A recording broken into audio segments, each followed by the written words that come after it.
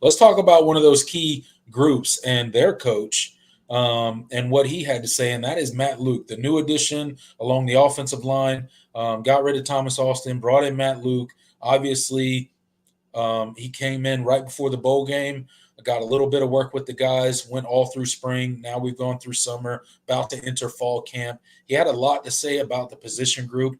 Had some interesting things to say about the center position and that competition between Ryan Lithicum and Harris Sewell and where he sees that playing out. Obviously, if they were to run out there today, Ryan Lithicum is the starting center for the Clemson Tigers right now, but he said he could definitely see Harris Sewell getting some reps there and starting to push Ryan Lithicum, and that's what he hopes. He hopes to breed competition in this room, and really one of the big things that stood out to me, and you can tell me what stood out to you about Matt Luke, is I like his approach to the game and how he talks about his players. Right, he's very energetic, he's very passionate, and typically position groups take on the personality of their coach, right? And if we could get a little bit of that out of our offensive line group, like we've said in the past, Jordan, this offensive line group is super talented. Look at the star rating of the guys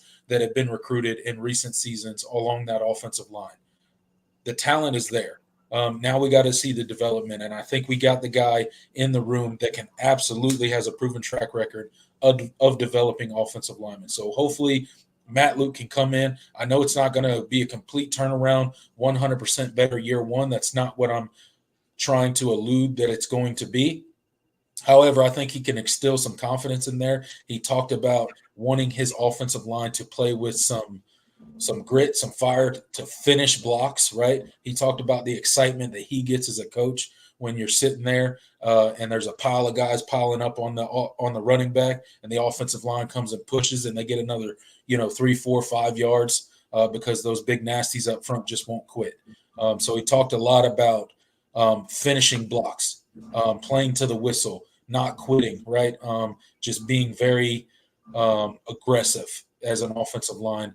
And I'm excited to hear rhetoric like that coming from a coach of the caliber that Matt Luke is. I really think that he can do a lot of good for this offensive line group. What were your thoughts on kind of what he said and where he said this offensive line group is right now heading into fall camp? Yeah, I mean, I think you get the sense that, I mean, he likes this group a lot, and I do too, as far as the overall makeup. Like this, I think a lot of teams in the country, kind of similar to the wide receiver room. I think a lot of teams in the country would like to have what Clemson has on the offensive line, but those are the two positions that we have seen the spottiest development over the last 3 seasons. So you always have to be like, it's another one of those things where he's like, you take things with a grain of salt and you're a little jaded. But I do get the sense that Matt Luke really does like this group and thinks he has a lot to work with. And that's exciting because he's a guy that has seen some really, really good offensive lines and coached some really, really good offensive lines. So if he likes what he sees in Clemson's room, then, you think maybe you have something there. You mentioned the ongoing battle between Ryan Linthicum, Harris Sewell. Ryan Linthicum is a guy that, we've talked a good deal about just regarding this center battle. One thing that I did notice, and one thing I've seen, I think he's really done a good job of kind of transforming his body. I think he looks the part of a starting center. I didn't feel that way at times when I had seen him in the past, but I think he's put in the work from a physical standpoint to be that guy for Clemson. Now obviously it's more than just looking good. You have to play good as well, and that's what we'll have to see. But I am intrigued about that battle, and obviously that's the most important one heading into fall camp. But we've talked and sung the praises of Harris Sewell and what he can eventually be for this Clemson offensive line as well. So I feel like you have the veteran presence and having the young guy with a ton of potential. That's always a good thing to have at any position. So felt like Matt Luke really liked the progression there and kind of how things have shaken out. I think one guy that has gotten a lot of praise both in interviews and the behind the scenes, is Tristan Lay. Yeah. I think at times, like, he showed some moments of brilliance last year, particularly in the run game. I think that's definitely his strong suit. And getting better in pass protection is something I want to see. I think he was ready. He had a lot to do as far as transforming his body when he first got to Clemson, and I think he did that. And so now it's putting all of that together for an entire season.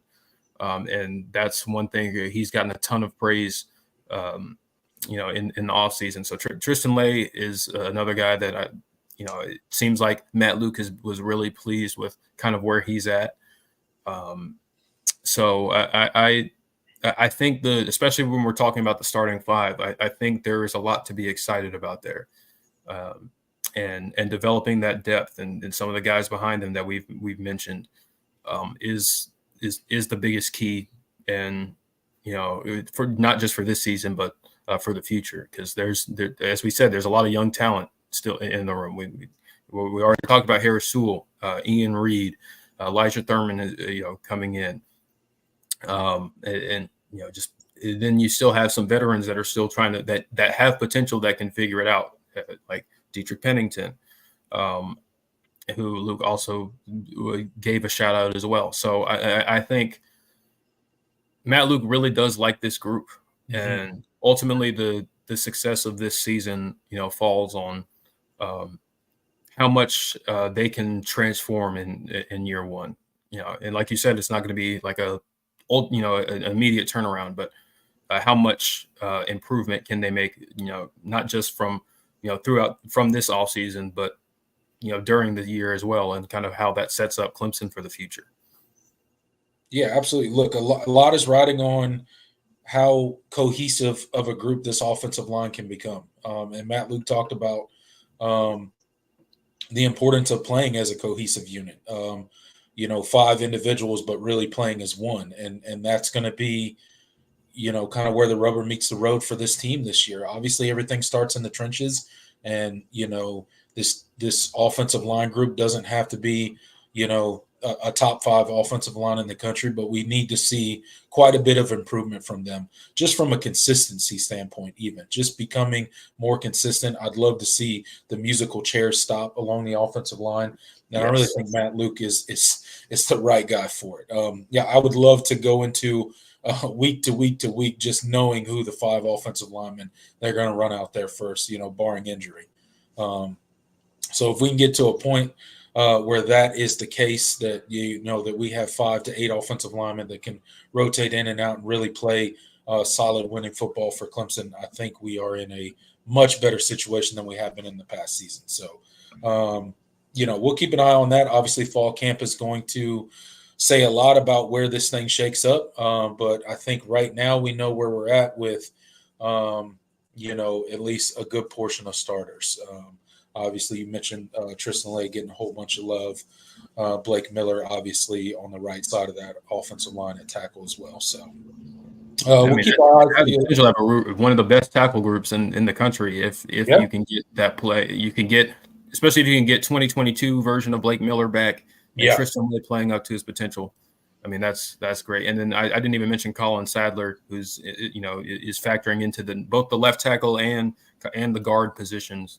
And a dude with that size is just going to be.